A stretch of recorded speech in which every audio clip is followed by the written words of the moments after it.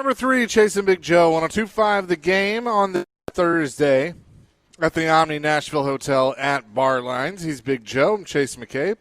Dr. Crane, Nick Frazier with us as well. So I guess Greg Wyshynski is actually on vacation. Unacceptable. So he will not be joining us. Usually joins us at this time. He's presented by Old National Bank. Get old, but hey, he works hard. Get a vacation in before the playoffs. So I don't blame him at all. So you guys have been hilarious with some of these NBA names. 5492 says, Joe, are you talking about Golden City's jerseys that say the city or the Bay? Thank you. That's it. Thank you. That's it. Golden City. Yeah. Well, the NFL, so supposedly, this rivalry jersey thing is kind of like their version of City Connect, like the NBA does and baseball does. Now, what is that? That's kind of these different type jerseys that encompass more the city and a personality of the city. Oh, okay. All right. I don't know if you've seen the Braves new ones. You'll love them because they're your favorite era. Mid-40s? No, they're – remember the powder blue away jerseys that say Atlanta? Beautiful. So they've done this is them. Oh, okay. With the baby A. Look at that hat. I love them. I absolutely love them. Little A. And it's even the T-shirt style. They're not the button-up. Oh, that's very cool. Okay, I dig that. And what they wear those at one certain game or two games? I think they may wear it. The last ones they were on Saturdays. So what is it, Saturday? I think we're gonna do that. I dig that. I like that. But they did the unveil for it was cool because they did the Braves on TBS and how they became America's team because of that. See, nostalgia, baby. That's how you get it done. Yeah, I think those are cool. So, but anyway, the Titans should do that with the navy blue but had Music City. Sure.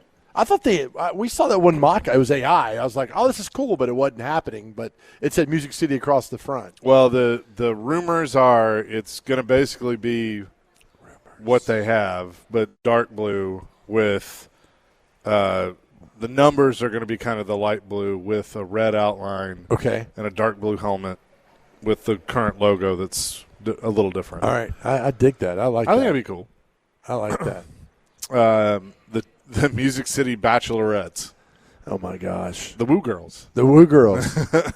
Yeah. No, it's not going to happen because the Preds tried that with that pedal tavern that people booed that thing, man. Probably not. Yeah, probably not. So, good stuff there. So I ask you, we don't have Greg, so I'll ask you this. What should the Titans do at center or right guard? Oh, man, well, they probably should go out and get some free agents because the things open up. Man, listen. They know what they're going to do, right? With 3 weeks from the draft right now, I mean, look, I'm excited about the draft night because I'm excited what happens at 2 and 3 because I really think the Jets screw this draft up for Titans somehow, some way, inadvertently. Not like I think they trade out any of it. malice, but they'll do something.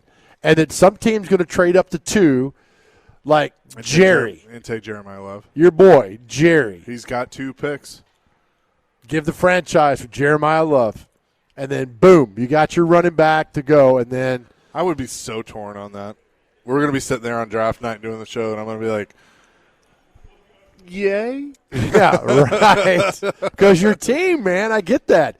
And then the Cardinals, the most hapless franchise in all of sports, they'll screw it up somehow as well, inadvertently, to do everything. But at least, look, Titans going to be left with Love, Bain, Bailey. Or what's the guy from? From Ohio. So you're getting one of those guys. I think. You're getting one of those 4 guys because you're pick 4. No matter what happens with the Jets and Cardinals, you're still picking 4th. So you'll get some of those guys in there that you would. It's just now we're all about the Love train. And I think we will all be – I like Ruben Bain a lot. But I think a lot of Titans fans will be disappointed if Love is gone at 4. What would happen – and I give this a 0.01% chance of happening, but what would happen if the Raiders are just screwing with everybody and they don't take Mendoza? If they're like, hey, we just signed Kirk Cousins, we're going to roll with him, we're going to suck for another year and try and get the first pick in a better draft. I don't think it. I get it. They're not going to do it. I'm just saying, what if? After what Brady said about him during the season, they had 10 people at his pro day. They love yesterday, right? And so it's a no-brainer. Get him. You can work with Cousins, ease yourself into being the number one starter, and go that way. I just think you'd be. Who's left out there as a quarterback? You're going to throw it all and try to get Arch Manning next year? I still don't think Arch is that good of a quarterback. I really don't until I see differently. Until you could do that versus a solid team and that's not McNeese State that you can run 400 yards or throw for 400 yards on. By the way, I'll bring this up because we talked to Teron Davenport about What's it yesterday. up, TD? Also featured yesterday in Indiana, really talking about center and right guard. Pat Coogan, who's the center for Indiana. I mean, he could be like a 5th, 6th, 7th, somewhere in there, a late round day 3 pick, but that could be your answer. I mean, that guy's a Rose Bowl MVP at center. He's 6'5", 310. Good Lord. Clog up the middle. Man. Yeah. But I do, look, I know that Texter is giving us grief, but I mean, center is very important. You know how I feel about center. You know how I feel about nose guard. I mean, those – you get a good center, look, because that's a communication guy. That's your nerve center. No pun intended. That's the guy. And you know what? When Ben Jones was here from 16 to 22, did you ever question center? No. We never, because Ben Jones was that great of a center that you never questioned. There was a long time that they had the center. I mean, you had Bruce played center for a while. Then who was it in '99? Was it Ryan Long? Kevin Long. Kevin Long. How dare you disparage Gennaro DiNapoli? How dare you, man? Kevin Long, Justin Hartwig, DiNapoli, and then Mawai came in there. Who was like 10, 11, 12 right through there? Because Mawai left after the 09 season. That's what I was trying to – Eugene they had Amano? a few. Eugene Amano. But he got moved to guard for some of that. Yeah, but he's right. He played center some. I forgot about him. Yeah, he's never forgotten about you. Leroy Harris was, I think, the right guard. Right guard that moved in there, yeah. Let's see here. Who wasn't in 2010? Oh, of course. It was Kevin Y. No, he was gone after. This is who left the team. Oh. It's not giving me the personnel here. There we go. I went too fast. There you go. It happens. Fernando Velasco, Kevin Matthews. That was Bruce's son, right? Terrible. And that was 2010. So yeah, I think it was Velasco was the starting center. Fernando Velasco. How long was this guy? I want to say Leroy Harris played a little center too. Velasco was here from 08 to 12. They came back in 15. Brian Schwenke was one. Brian Schwenke, yes. See, I mean, those are some things that go on there. It's like, what in the world that happened? You go back to 2010, there's some names that you forget about. Vinny Fuller. Patrick Bailey, Rennie Curran.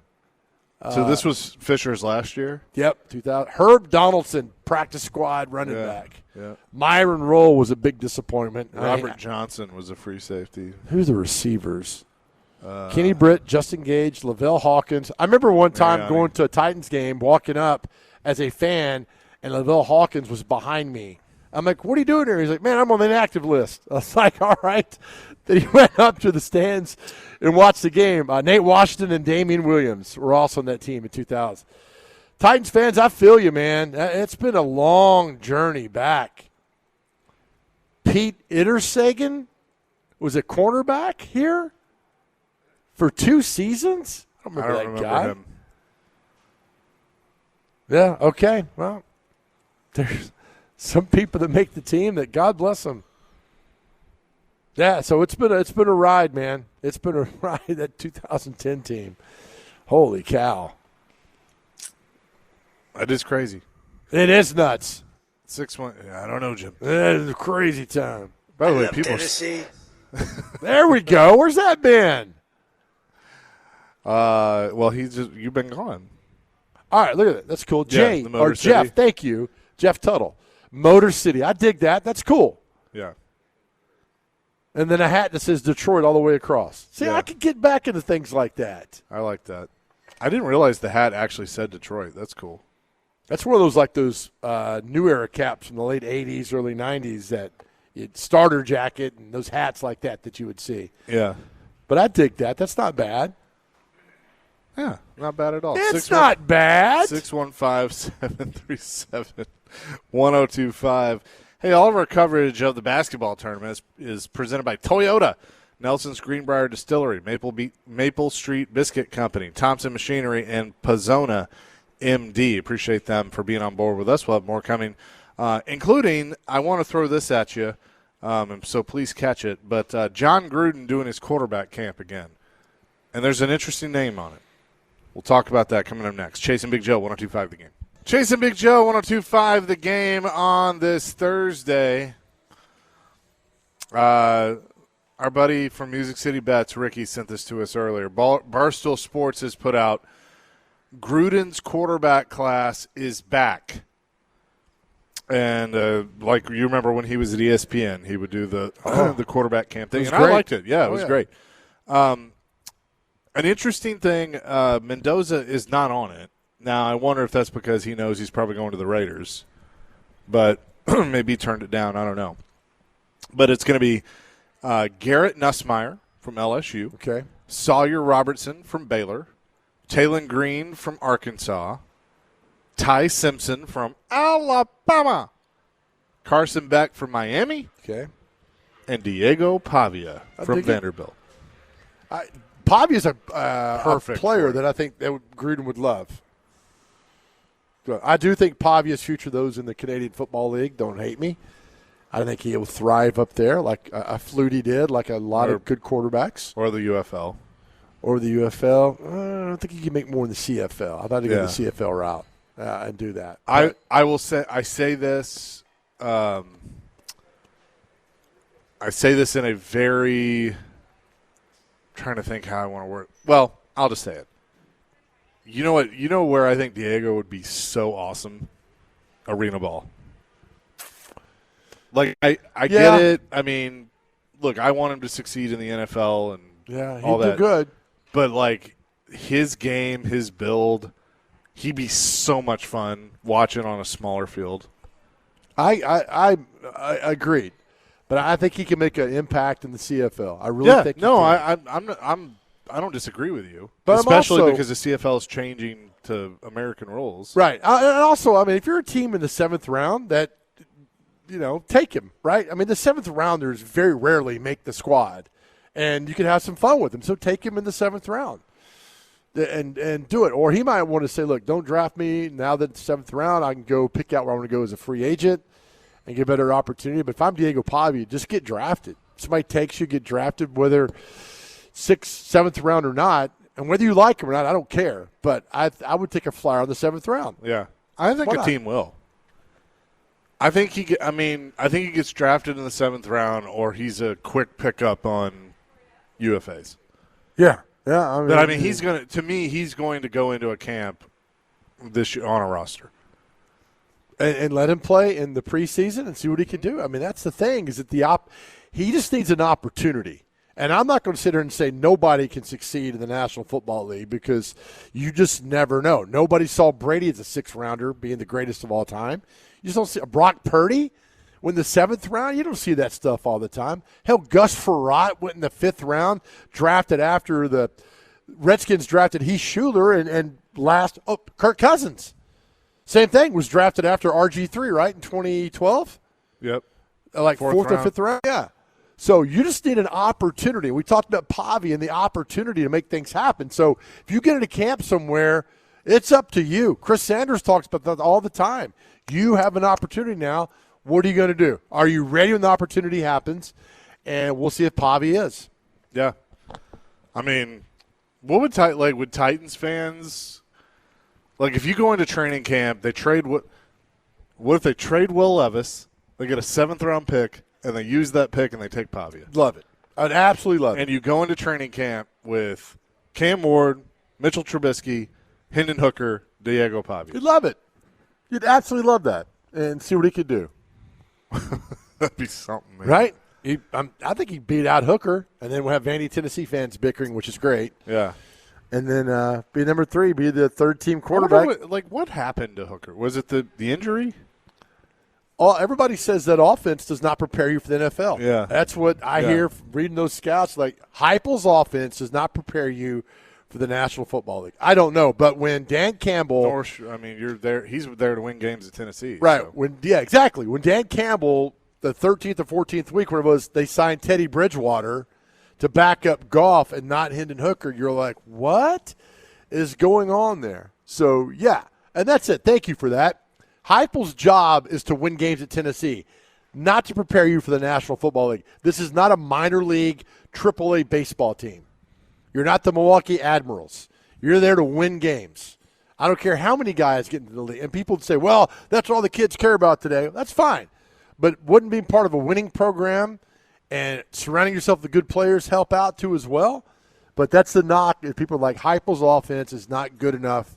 Doesn't work till you get the next level. Like Jalen Hyatt came out. Like the receiver. Like he's the next guy, the guy. Is he buried on the depth chart for the Giants? Yeah. I don't know. Neither one of those guys really did anything. Where's Joe Milton? Still at the Cowboys? Yeah, and he's the backup. Yeah. He's the backup. But I'm talking about who's the other receiver? It was Jalen Hyatt and didn't the Bears take that one? Cedric Tillman? Thank you. Cedric Tillman.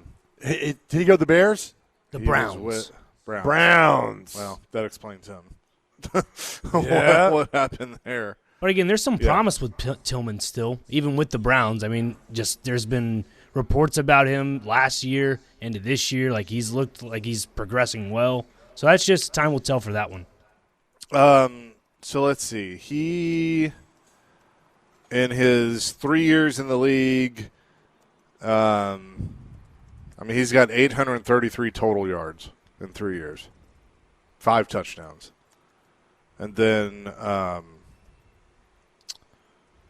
Jalen Hyatt with the Giants, probably not much better. He's got 470 total yards in 3 years. That's it? Yeah. And 373 of those came in his rookie year. Oh, my goodness. So, I'll make sure to ask Brian Dable about that. I'm sure he'll love that question. What happened to Jalen Hyatt? I heard Tennessee. I know that, but that's not what I'm asking. What happened to Jalen Hyatt up there when you were coach for the Giants to do all that? And you said a point earlier about, we were talking to Jim White about Saleh, and we've said this before too. I don't look at what happened to the Jets. His head coach. We've discussed this for 3 months now about how that doesn't influence what he is now with the Titans. Jim was talking about, he was stressed out up there. The owner's an absolute idiot in New York, probably the worst owner in the league. And you get away from that situation, and Aaron Rodgers is forced upon you. It's a lot of things that go on now. You get a fresh start, good staff in here, move forward, and you're good to go. Now you just got to start hitting on these guys. Yep. 615-737-1025. Let me add this real quick. Jeff, we're talking about the 2010 team, and we're talking about Myron Rolle. And I said he was a disappointment as a football player. He's a guy that's now a world-class surgeon. He's the Rhodes Scholar, right? Yeah, he's a huge success. Yeah. But he was scared of contact. Even players in the locker room he doesn't want to hit or get hit. And that's fine. And he realized, and Jeff Fish realized, that he really wasn't what they thought he was as a player. And now he's a brilliant man, surgeon. He is a huge success. As a football player, with all the hype, he was a little bit disappointing. Yeah, I agree. Just adding that in there, folks. 615-737-1025 live at the Omni Nashville Hotel today. Swing by John Daly's, located at 1907 Division Street in Nashville, this Saturday for a basketball watch party you don't want to miss. It's brought to you by Good Boy Vodka. Enjoy $25 Good Boy bucket specials, and 1025 The Game will be on site from 5 to 7 with prizes and more. Don't miss it, only at John Daly's. Have more coming here from the Omni, 1025 The Game. Shay's a Big Show, 1025 The Game on this Thursday. DVD coming your way in about 30 minutes. Predators in action tonight, a late one. I heard Parker Kelly refer to it as a caffeine game. You're going to need some caffeine tonight. I love it, pal. 8:30 we'll have pregame for you, and then they take on the Kings with puck drop after 9:30 here on 1025 The Game. So, good friend of mine's hosting that pregame show tonight. That would be me. Yep, 8:30. Is that right? Yeah.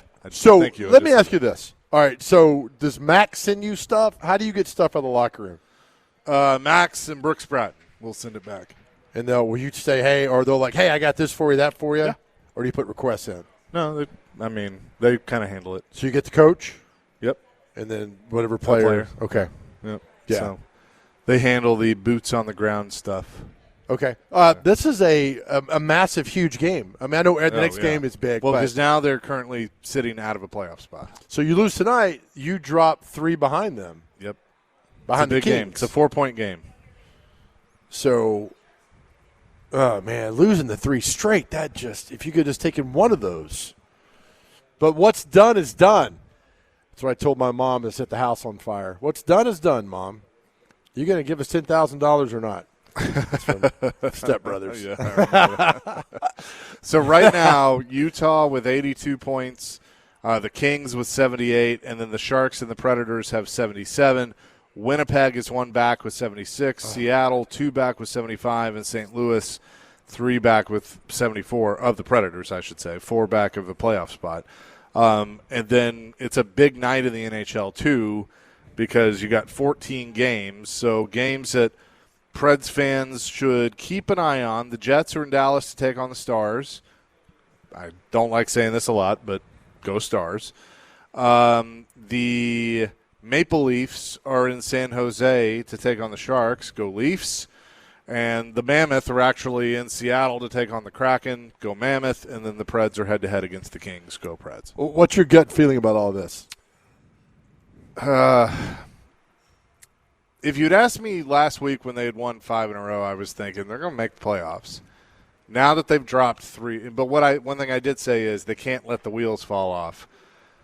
Losing 3 in a row hurts. Yes. If they don't win tonight, I don't think they make it. If they win tonight, I think they got a really good chance. But tonight's a huge swing. And don't they have 4 more on the road? Yes, and they play L.A. again on this road trip, and they play San Jose as a part of it. So these head-to-head matchups are huge. Well, because they're 4-point games. The Devils game was one I was like, come on, guys. Yeah. You're better than that team. And I'd have taken a split between Montreal and Tampa Bay, and you've lost both of those. So now you've lost 3 straight. So you had 6 possible points. You got 0 out of that.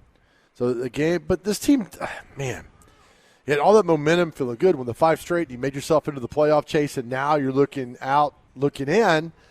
Just win. Just win the game. I know it's easier said than done, but still. Yeah. So after tonight, what's the next one? I don't even remember. Look, you got me in the mindset of one game at a time, Chaser. One game at a time. L.A., San Jose, L.A. Thank you. Yeah, that's right. LA, San Jose. So Saturday night in San Jose, Monday night they're back in L.A., Tuesday night in Anaheim. Gosh. And then they wrap up the trip a week from today in Utah. And 3 more at home, and that's the regular season. Okay. Gosh, already April the 2nd that's happened. Well, again, win tonight and worry about the rest of it down the line. We've said that for weeks now, and I was still hoping they would take it to heart, but then they lost. But that game, I mean, the Devils game was a week ago, and that was one like, oh, man, that one hurt. Because Devils really had nothing to play for. No. Right? No, but, I mean, like, tell a team that. Well, give me a number. Yeah, exactly. Pipe me into the locker room tonight. Right. You tell a team, like, you got nothing to play for. I'd be like, check 1, check 2. Who's in there? Roman, you there? They're like, oh, my God. They'd lose to spite me. Hey, Big Joe. I'm from, where's he, Switzerland? Is that where he's from? Sweden? That Sweden. one time I asked him about Sweden tennis players. Jeez Louise. Tell you, man, I am the absolute worst at this job. I just got, I'm a placeholder. They bring somebody else good in. And now I record all the interviews, just me. Oh, my gosh, that's awful. Donald wants to weigh in on Diego Pavia. Donald, what's up? Well, I had a thought on Pavia. Sure. If the Titans don't draft Love, draft Pavia in about the 6th or 7th round, put him in at halfback, give you a double threat. I have heard that. Thank you for the call, Donald. I have heard that thrown around. Like Tim Tebow. They all said that about Tim Tebow, that he should be like an H-back, a tight end, kind of your variant of can play fullback, can play tight end, whatnot. I don't see him doing that. No. I think he's too little. He is too little. But I see what he's saying. You can see Jeffrey Simmons taking him down. That's not going to happen. Yeah. No, I think he's going to try and play quarterback. And, if it doesn't work in the NFL, then he probably pops up in the CFL or the UFL or Arena Ball or whatever. Right. But that was the thing about when Vince Young was here. It was kind of the same questions, like have him move to tight end and then get open. Because I'm telling you right now, when Vince was here, nobody could tackle him in the open field. It was almost impossible. He's that good of a player. He just didn't have – when he got the wheels going, they clamped down on him really fast. But when he had opens to go, an opening to take off running, you couldn't stop him. It was amazing to watch it. But sometimes these guys don't want to do it. And the thing about Tebow is he didn't think he'd be good at that and never did it.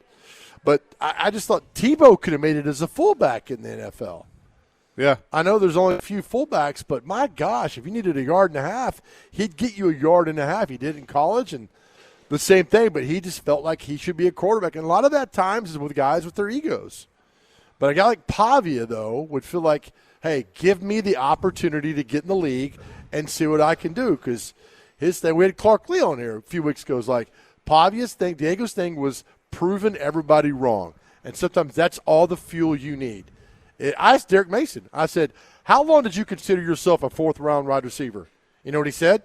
Never. To the day I retired. Oh, yeah. It's great. That's a great way of looking at it because you got a chip on your shoulder every single day. If more guys he still were like, does sometimes. Right? If more guys were like Derek Mason in the Yeah. NFL and felt like they were a better player and should be a higher draft and they carried that chip with them, and Derek played all those years in the National Football League because he refused to be told no. You know what's funny? If more guys thought that way, what would the NFL look like? Now, you have some that just aren't good enough, and that's just that is the God's honest, brutal truth, that some guys are just not good enough for the National Football League. But you have some guys that, like Derek, that were taken in the fourth round that turn out to be better than where they were drafted because they had the mindset of, all right, I'm going to prove myself right. That's it. More about that than proving somebody wrong. That's it.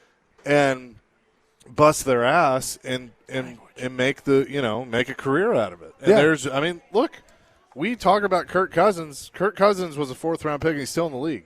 Kirk Cousins. He was drafted in the same draft by the same team that took the number one overall pick. Right, and he has Griffin was second, wasn't he? Yeah, maybe it was second. Yeah, and that I saw the thing. Kirk Cousins has made $208 million guaranteed in the NFL. Yeah, I mean, right? It's the opportunity. I think he was the first player to have a fully guaranteed contract, or the first quarterback. And that's the thing is that you took advantage of the opportunity presented to you. Hell, Rocky talked about this 55, 60 years ago, whatever it was, 50 years ago. Opportunities, man, do that and get it done. And then once you get there, you're gold. And guys like Derek Mason, man, you feel like, oh, man, that's why people got mad at like Vince. He did not take it seriously when he was here. And other players with the opportunity to get there, and then you put all – like Chase Young was another one. Yeah. Like the Redskins, Commanders, whatever, gave up on him. And now he's doing okay with the Saints. Sometimes you just smack in the face and move on, and a second and third opportunity to say, hey, Belichick found guys like that in New England for years to fill in role players to do that who needed second, third opportunity. You know what's crazy? I bet you and I could make easily a top 5 in no particular order of Titans draft picks if they had just applied themselves a little bit more. Would have made a ton of money and would have been superstars. Wow. Vince is one. Mm-hmm. Albert made a ton of money, but you could make a case, especially after he left here. But I wouldn't put him on that list. Kenny Britt. God, Kenny Britt on that list. So athletically talented. The big one is Isaiah Simmons. Played 4 snaps. God. mean, he's on that list. Do you put Chris Henry there? Was Chris Henry that good, or was No. he just? Yeah. He was built like brick. You know what? I mean, the Right. guy was just physical. He might have been the most physical appearance, best physical appearance of any athlete I've ever seen in the NFL. I mean, he had the huge thighs. I mean, he was just a big dude. You're like, oh, but you can't tackle this guy. And they knocked him out left and right because they knew once they know you're not tough, you're done. Yeah. And he wasn't tough, and he was done. What was it? Sean Jefferson that made Kenny Britt, or no, Justin Hunter wear the jersey that said "Just a Guy," Jag. That's right. Yeah. I forgot all about that. I mean, you could put him in that category. Yeah, I mean, one. you shouldn't have to motivate these guys. I don't know. He wasn't a second round pick to me, but well, yeah, I mean, they that's- thought he was. Yeah. I mean, there's some guys down the line they've picked in. Yeah. They've picked and turned down. It's like, oh, my gosh. So, interesting discussion for sure. Coming up next here from the Omni, what day is it? Show. And celebrity birthdays. It's Chase and Big Joe, presented by the Omni, on a Thursday, 102.5 The Game. Chase and Big Joe, 102.5 The Game. Here on this Thursday, DVD coming your way next. And a reminder, at 8:30 tonight, I'll have Preds pregame for you as the Preds are in L.A. to take on the Kings in a pivotal matchup. Let's see, there are, 8 games left? I'm losing track, but not many. Look, we need you to rally. We I don't know. need you to We'll be good. I'm good. I'm Right. ready to go. I'm ready to give it my all. With that, let's get to what day is it and celebrity birthdays.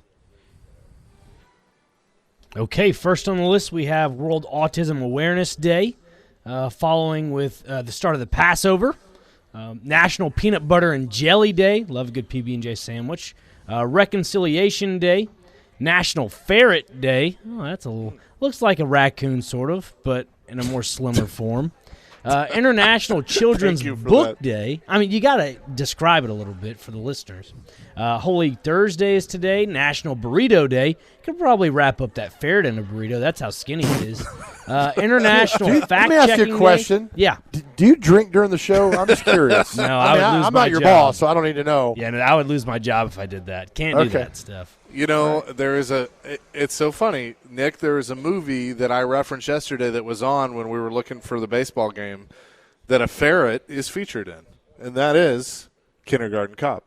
Oh, that's right. Yeah, that was it's on, Channel 30 something you were looking for? Something like Yeah. that, yep. And then last on the list, we have National Love Your Produce Manager Day. So whoever your produce manager is, love them a little bit more. God, that might be the most random day we've ever had on this show. Why didn't we sell that remote? Yeah. Love your produce manager. All right, time for celebrity birthdays. You got to get these within 2 years of their actual birthday. All right, Chase, you go first today. Dr. Ken, you go first tomorrow. Our first birthday today, how old is former Clemson football coach, national championship coach? He coached at Arkansas, Danny Ford. 93. 97. 78. Dr. Crane, former Pittsburgh Steeler world champion, Super Bowl kicker, Roy Jarella. 72. 75. 78. Chaser, Bill Romanowski. Romo.